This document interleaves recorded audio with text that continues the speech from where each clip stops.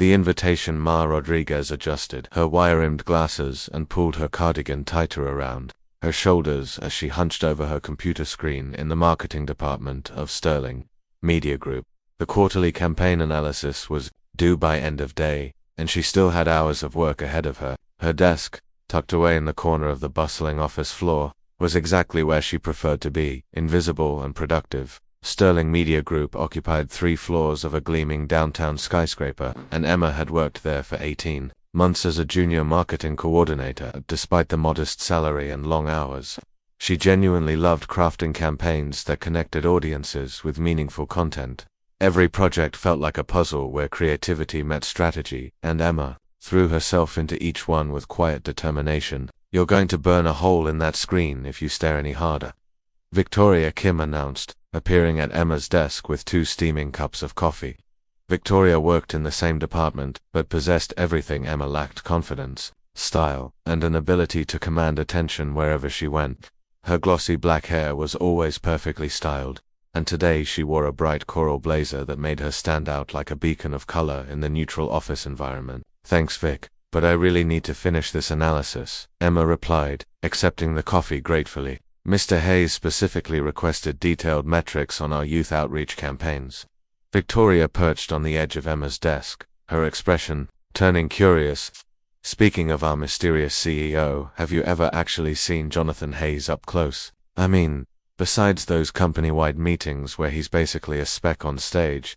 Emma shook her head, though she had certainly noticed him during those rare all-hands presentations. Jonathan Hayes was impossible to ignore: tall, confident, with the kind of presence that commanded attention even from across a crowded auditorium. At 31, he had built Sterling Media Group from a small startup into one of the most influential entertainment companies on the West Coast. "He's supposed to be brilliant," Emma said, turning back to her spreadsheet, "and completely dedicated to his work. I heard he's in the office until 10 most nights, and completely single," Victoria added with a mischievous grin, "though, apparently, he dated that socialite Miranda Cross for about 6 months last year. You know, the one who throws those fancy art gallery parties and gets photographed at every charity event in the city." Before Emma could respond, she noticed a figure approaching their corner of the office. Thomas Bennett, Mr. Hayes' executive assistant, was walking directly toward them with purposeful strides. Thomas was a meticulously dressed man in his 40s, who always looked like he had stepped out of a business magazine, and his presence anywhere outside the executive floor usually meant something important was happening. "Miss Rodriguez," Thomas said in his characteristically professional tone, "Mr. Hayes would like to see you in his office at your earliest convenience." Emma felt her heart jump into her throat. In 18 months of working at Sterling Media Group, she had never been summoned to the CEO's office. Victoria grabbed her arm, eyes wide with curiosity and concern. "What did you do?" Victoria whispered, urgently, as Thomas waited patiently nearby. "I honestly have no idea," Emma whispered back, her mind racing through every project she had worked on recently. Had there been an error in one of her campaigns? Was she in trouble for staying late too often and running up electricity costs? The elevator ride to the executive floor felt endless. Emma smoothed her simple navy dress and tried to calm her racing pulse. The executive level was a world apart from her corner desk downstairs. Floor-to-ceiling windows offered spectacular city views, original artwork lined the hallways, and everything radiated an air of success and sophistication. Thomas knocked softly on the large oak door before opening it. "Miss Rodriguez is here, sir." "Thank you, Thomas. Please come in, Miss Rodriguez." Jonathan Hayes' office was even more impressive than Emma had imagined. A massive mahogany desk dominated the space. Comfortable leather chairs were arranged around a polished coffee table, and one entire wall was dedicated to awards and photographs documenting the company's growth. But what struck Emma most was the man himself. Up close, Jonathan was even more compelling than she had realized from a distance. His dark brown hair was perfectly styled, and his charcoal gray suit fit his tall frame with the precision that came from expensive tailoring. But it was his eyes that surprised her most, instead of the cold, calculating look she had expected from a billionaire CEO. His hazel eyes seemed warm and almost nervous. "Please, sit down," Jonathan said, gesturing to one of the chairs across from his desk. "I hope you don't mind me calling you up here. I have what might seem like an unusual request." Emma settled into the chair, her hands folded tightly in her lap. "Of course, Mr. Hayes. How can I help you?" Jonathan walked to the window looking out at the city skyline below. When he spoke, his voice carried a sincerity that surprised her. Tomorrow evening is the Children's Foundation Gala at the Grand Metropolitan Hotel. It's one of the most significant charity events of the year, and Sterling Media Group is the primary sponsor. I need someone to accompany me to represent our company's values and mission. Emma blinked in confusion. Surely there were dozens of qualified executives who would be honored to attend such a prestigious event with him. I'm sure there are many people who would be perfect for that role. Sir, she said carefully. Jonathan turned back to face her, and she was struck by the intensity of his gaze. Miss Rodriguez, I've been following your work for the past year. Your campaigns demonstrate real understanding of what we're trying to accomplish here. You create content that inspires people and builds genuine connections, not just drives profit margins. A flush of pride warmed Emma's cheeks. She had indeed poured her heart into every project, often staying late to perfect details that others might have overlooked, but she had never imagined that her work was being noticed at the executive level. The people in my usual social circle, Jonathan continued, they see events like this as networking opportunities. They're more interested in making business connections than supporting the actual cause. I need someone there who genuinely understands why this foundation matters. Emma's mind was spinning. Was Jonathan Hayes really asking her, quiet, invisible, Emma Rodriguez, to be his date to the most exclusive charity event in the city? Mr. Hayes, I'm incredibly honored that you would consider me, but I'm not sure I'm the right person. I've never attended anything like this before. I wouldn't know how to navigate that kind of social environment. Jonathan's expression softened, and when he smiled, it transformed his entire face from serious businessman to something much more approachable and genuine. Miss Rodriguez, your authenticity is exactly what I'm looking for. These events are filled with people performing roles and maintaining images. I want someone there who will be genuine and speak from the heart about why this cause is important. That evening, Emma sat in her small apartment in West Side, staring at her closet in despair. She had called Victoria immediately after leaving the office, and her friend had rushed over with takeout dinner and moral support. I cannot believe Jonathan Hayes asked you to the Children's Foundation Gala, Victoria exclaimed for what felt like the 20th time. Do you realize how many women in this city would give anything for that opportunity? Emma pulled out dress after dress, each one more inappropriate for a high society charity event than the last. Vic, I don't belong in that world. I'll embarrass myself and probably damage his reputation in the process. Stop talking like that, Victoria said firmly, grabbing Emma's shoulders and looking her directly in the eyes. Jonathan asked you because he sees something special in you. He could have chosen anyone, but he chose you. But what will I wear? What will I talk about? These people probably attended private schools and vacation in Europe. I grew up in a small town in Colorado and went to state university on scholarships. Victoria stood up with sudden determination. Listen to me, Emma Rodriguez. You are intelligent, talented, and beautiful. You've earned your place at Sterling Media Group through hard work and creativity. Don't let anyone make you feel like you don't deserve to be there. Emma felt tears prick at the corners of her eyes. What if I say something wrong? What if I use the wrong fork or don't recognize important people? Then you'll be genuine and authentic, which is apparently exactly what Jonathan is looking for, Victoria replied. Besides, the worst thing that could happen is you have an elegant dinner and help raise money for children who need educational support. That doesn't sound terrible to me. The next morning, Emma woke with butterflies performing acrobatics in her stomach. She had barely slept, alternating between excitement and terror about the evening ahead. Victoria had already sent 3 encouraging text messages and offered to help her get ready after work. At the office, Emma tried to focus on her regular tasks, but found herself constantly checking the clock. Around lunchtime, Thomas Bennett appeared at her desk with a small, elegant envelope. Mr. Hayes asked me to give you this, Thomas said with a slight smile that suggested he knew more than he was revealing. Inside the envelope was a note written in Jonathan's neat handwriting. Miss Rodriguez, please don't worry about tonight. Just be yourself, and everything will be perfect. The car will pick you up at 7 JH. Also included was a business card for an exclusive boutique in the fashion district, with a note that an appointment had been made for her at 3 o'clock and that anything she selected would be handled by Mr. Hayes' account. Emma's first instinct was to refuse such an expensive gift, but Victoria convinced her to view it as a business necessity. Think of it like a uniform, Victoria argued during their lunch break. You need the appropriate attire to represent the company properly at this kind of event. The boutique was unlike anything Emma had ever experienced. The sales associate, an elegant woman named Claire, treated her like royalty from the moment she mentioned Mr. Hayes' name. "Mr. Hayes has impeccable taste," Claire said as she led Emma through racks of designer gowns. "He specifically requested something sophisticated but not flashy, elegant but not ostentatious." They eventually selected a deep emerald green gown that seemed to have been created specifically for Emma's figure. The dress was classic and timeless, with subtle beading that caught light beautifully. It made Emma feel graceful and confident without feeling like she was wearing a costume. Claire also arranged for appropriate shoes, a small clutch purse, and simple but elegant jewelry. When Emma looked at herself in the three-way mirror, she barely recognized the poised woman staring back at her. "Mr. Hayes is going to be absolutely speechless," Claire said with a knowing smile.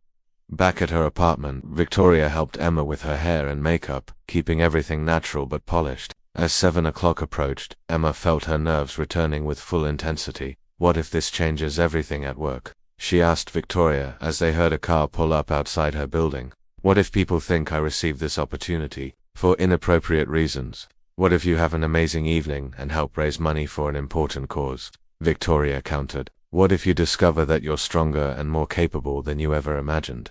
A soft knock at the door interrupted their conversation. Emma opened it to find Jonathan Hayes standing in her hallway, wearing a perfectly tailored black tuxedo. That made him look like he had stepped out of a classic Hollywood film. But it was his expression when he saw her that took Emma's breath away. His hazel eyes widened with something that looked like genuine wonder, and for a moment he seemed to forget how to speak. "Emma," he said softly, using her first name for the first time, "you look absolutely stunning." "Thank you," she replied, feeling warmth rise in her cheeks. "You look pretty incredible yourself, Mr. Hayes." "Tonight, please call me Jonathan," he said, offering her his arm with a smile that was purely genuine. "Are you ready for what might be quite an adventure?"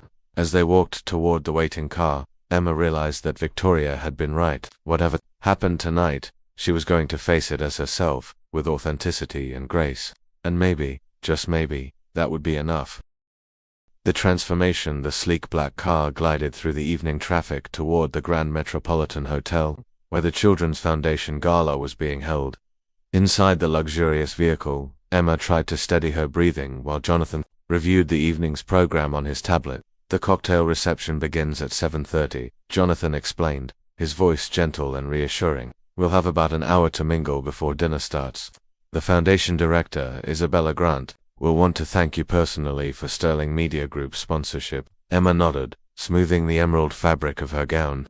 "Should I know anything specific about the foundation's programs?" Jonathan's eyes lit up with genuine enthusiasm. "They provide educational support and arts programs to underprivileged children throughout the metropolitan area. Music lessons, creative writing workshops, theater programs. Last year alone, they helped over 4,000 kids discover talents they never knew they had." The passion in his voice surprised Emma. She had expected him to view the charity work as a corporate obligation, but clearly it meant much more to him than that. "Why is this cause so personally important to you?" she asked softly. Jonathan was quiet for a moment, gazing out at the city lights streaming past their window. "When I was 9, my father lost his job during the recession. We moved in with my grandmother in a rough neighborhood, and I spent a lot of time alone while my parents worked multiple jobs to make ends meet. The community center's after-school program literally saved me. They had computers, art supplies, and adults who cared about helping kids succeed." Emma felt her heart squeeze with unexpected emotion. This was a side of Jonathan Hayes that the business publications never revealed. The vulnerable child who had found hope through exactly the kind of programs they were supporting tonight. Their car pulled up to the hotel's red carpet entrance. Emma saw photographers positioned along the walkway and other guests arriving in equally expensive vehicles. The women were draped in designer gowns and glittering jewelry that probably cost more than Emma earned in 6 months. "Remember," Jonathan said as their driver opened the door, "you belong here just as much as anyone else." The moment Emma stepped out of the car, camera flashes began popping like tiny fireworks. Jonathan appeared beside her immediately, offering his arm with the natural confidence of someone accustomed to public attention. "Just smile naturally and walk at a comfortable pace," he murmured as they approached the entrance. "The photographers are documenting the event for the foundation's promotional materials," but Emma could hear whispered conversations from other guests as they passed through the lobby. "Who is she? I don't recognize her from the usual social circuit. She's lovely, but that dress looks like something from a department store," I thought. Jonathan was getting back together with Miranda Cross. Each comment felt like a small sting, but Jonathan's steady presence beside her kept Emma moving forward with her head held high. The hotel ballroom had been transformed into an elegant wonderland. Crystal chandeliers cast warm light over round tables draped in ivory linens, while centerpieces of white orchids and silver candles created an atmosphere of sophisticated beauty. A chamber ensemble played classical music as guests moved through the cocktail reception. Almost immediately, they were approached by a stunning woman with platinum blonde hair styled in a perfect chignon, and wearing a scarlet-red gown that screamed expensive designer. Emma recognized her instantly from Society magazine photographs. "Jonathan, darling," the woman exclaimed, kissing both of his cheeks in the European fashion. "I was so hoping you'd be here tonight." "Hello, Miranda," Jonathan replied politely but without warmth. "Miranda Cross, I'd like you to meet Emma Rodriguez." "Emma, this is Miranda Cross. She runs one of the city's most successful event planning companies." Miranda's smile faltered slightly as she took in Emma's appearance, her calculating eyes traveling from the emerald gown to the simple jewelry, clearly assessing the cost of everything Emma wore. "How lovely to meet you, Emma," Miranda said with the kind of smile that never reached her eyes. "I don't think we've crossed paths before. Are you in entertainment as well?" "I work at Sterling Media Group," Emma replied, matching Miranda's polite tone. "I'm in the marketing department." "Oh, how nice," Miranda said, though her tone suggested it was anything but nice. "Jonathan, I was just telling the Wellington family about your new documentary acquisition. They're very interested in investing." It was clear that Miranda was trying to draw Jonathan into a business conversation that would exclude Emma entirely, but Jonathan surprised both women by keeping Emma firmly included in the discussion. "Emma actually developed the entire marketing strategy for that documentary series," Jonathan said smoothly. "Her campaign concept was what convinced the distributors to greenlight the project." Emma felt a warm flush of pride at his words, while Miranda's perfectly applied makeup couldn't quite hide her irritation that as the evening progressed, Jonathan introduced Emma to a steady stream of the city's most influential residents. There was David Chen, a renowned photographer for several prestigious magazines, who immediately made Emma feel welcome with his warm smile and easy conversation. "Jonathan's been talking about the talented marketing coordinator who's been revolutionizing Sterling's campaign approaches," David said with genuine interest. "Your work on the Independent Film Festival promotion was absolutely brilliant." Isabella Grant, the foundation director, was a woman in her 50s with kind eyes and silver hair, pulled back in an elegant bun. When Jonathan introduced them, Isabella immediately grasped both of Emma's hands in hers. "Miss Rodriguez, I cannot express how grateful we are for Sterling Media Group's support this year," Isabella said warmly. "Your company's sponsorship is allowing us to expand our creative writing program to 8 new schools." "The foundation's work is incredible," Emma replied genuinely. "Providing educational opportunities to children who might not otherwise have access is so vital for their development." Isabella's eyes lit up with delight. Finally, someone who understands that arts education isn't a luxury for children, it's a necessity. "Jonathan, you've found yourself a woman with real heart." Emma blushed at the compliment, but she noticed how Jonathan's eyes seemed to warm when Isabella spoke about her having real heart. Halfway through the cocktail hour, a distinguished woman in her early 60s approached their group. She wore an elegant navy gown with pearls that were clearly family heirlooms, and she carried herself with the unmistakable poise of old money and careful breeding. "Jonathan, there you are," the woman said, embracing him warmly. "I've been looking forward to meeting your guest this evening." Emma felt Jonathan tense slightly beside her. "Mother, I'd like you to meet Emma Rodriguez." "Emma, this is my mother, Helena Winters." Helena Winters extended her hand with gracious dignity, but Emma could feel the woman's intelligent eyes assessing everything about her, from her posture to her handshake to the way she spoke. "It's an honor to meet you, Mrs. Winters," Emma said, grateful for the etiquette lessons her grandmother had insisted upon during her childhood. "The pleasure is mine, dear," Helena replied. "I understand you work with my son at Sterling Media Group." "Yes, ma'am, I'm in the marketing department." "How interesting," Helena said, her tone carefully neutral. "And what did you think of tonight's presentation about the Foundation's educational initiatives?" It was clearly a test, and Emma realized that Helena was trying to determine whether she was genuinely interested in the charity work or simply there as Jonathan's attractive companion. "I was particularly moved by the story about the teenage boy from the East Side who discovered his passion for filmmaking through the Foundation's media arts program," Emma answered thoughtfully. The fact that he's now attending film school on a full scholarship demonstrates how much impact these programs can have on individual lives. Helena's expression softened noticeably. That young man's story was truly remarkable, wasn't it? Too many people dismiss arts education as frivolous, but programs like this can literally transform the entire trajectory of a child's future. Exactly, Emma agreed with growing confidence. Creative expression gives children a way to process their experiences and discover their unique talents. For some kids, it might be the only positive outlet they have. Helena smiled, and this time it was completely genuine. I can see why my son brought you tonight, dear. It's refreshing to meet someone who truly understands the importance of this work. When they moved into the dining room, Emma discovered that their table included some of the most influential people in entertainment and philanthropy. She had expected to feel intimidated, but instead found herself genuinely enjoying the conversations. The film producer to her left was fascinated by her insights into marketing strategies for independent projects. The philanthropist across from her wanted to know about Sterling Media Group's approach to corporate social responsibility.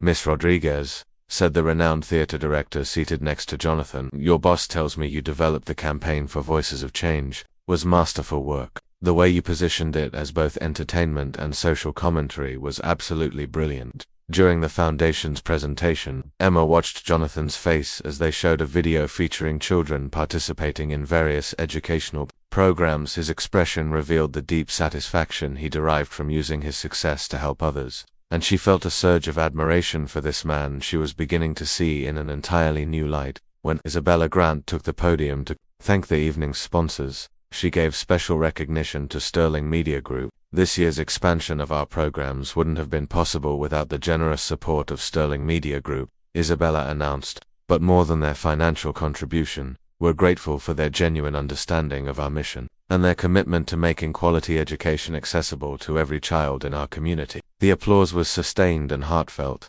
and Emma felt proud to be associated with work that was making such a tangible difference in young people's lives.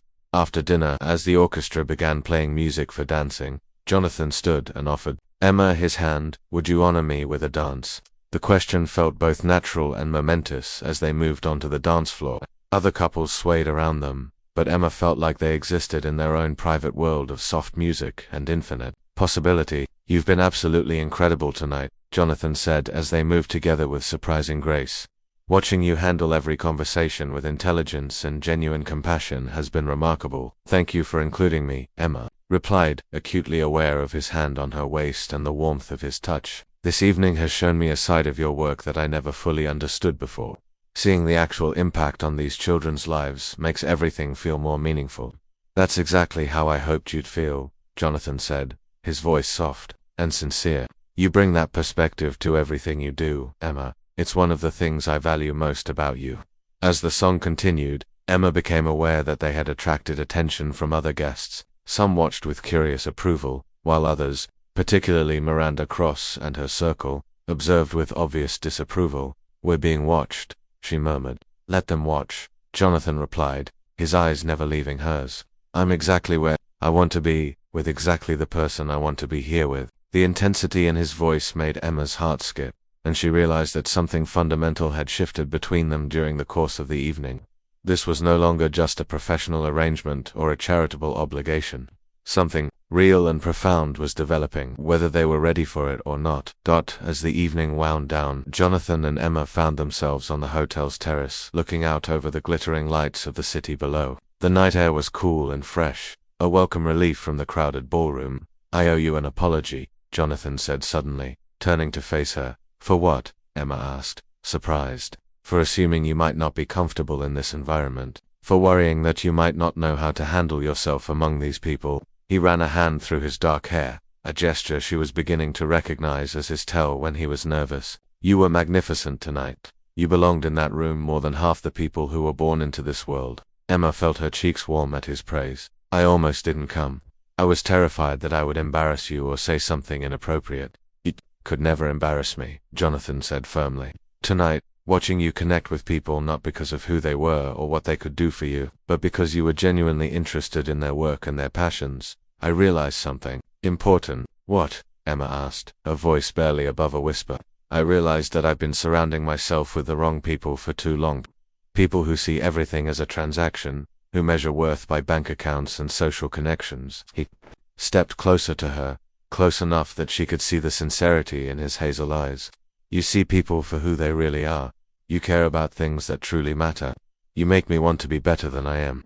Before Emma could respond, the evening that had begun with her greatest fears had transformed into something she had never dared to imagine. Standing on that terrace, looking into the eyes of a man who saw her true worth, Emma realized that sometimes the most beautiful transformations happen not to our appearance, but to our understanding of ourselves and what we're truly capable of achieving. The night that had started with whispers and judgment had become the beginning of something extraordinary, proving that authentic connection transcends social boundaries and that genuine worth shines brightest when we have the courage to simply be ourselves.